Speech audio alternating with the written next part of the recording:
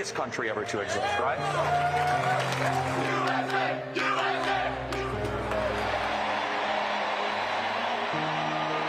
I forgive him.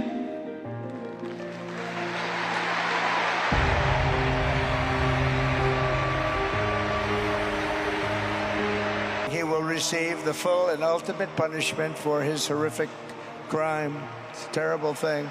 That young man, on the cross, our Savior said,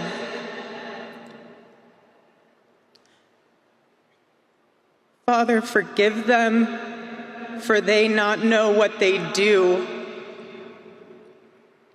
That man, that young man, I forgive him.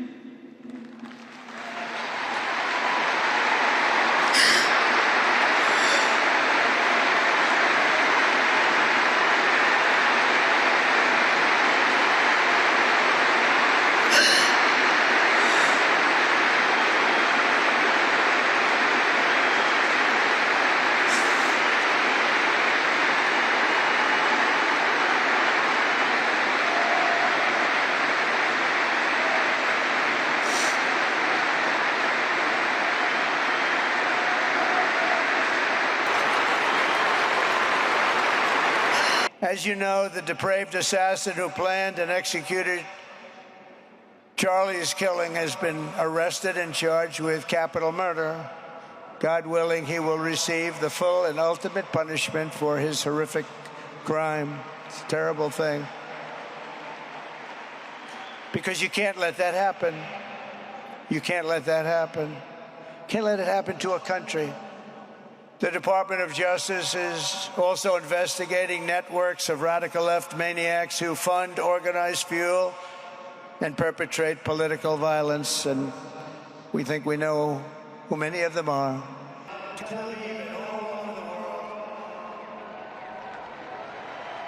But law enforcement can only be the beginning of our response to Charlie's murder.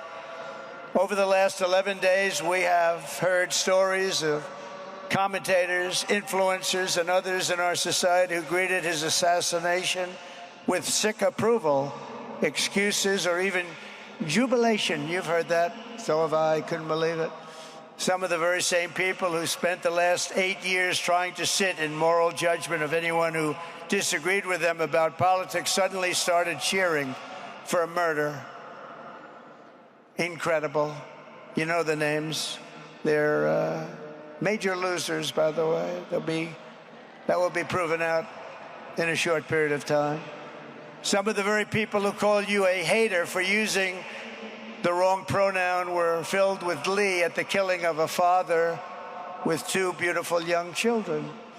And the same commentators who this week are screaming fascism over a canceled late-night TV show where the anchor had no talent and no ratings.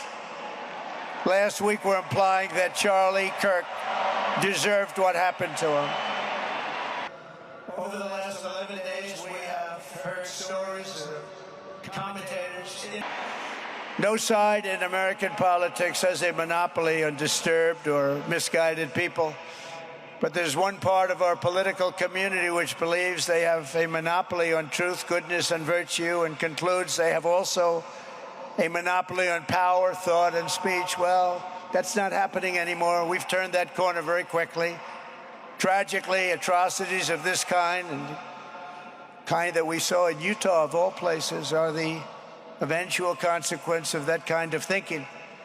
If speech is violence, then some are bound to conclude that violence is justified to stop speech. And we're not going to let that be justified. The tradition of reason and open debate that Charlie practiced is not a pillar of our democracy. In many ways, it's the basis of our entire society.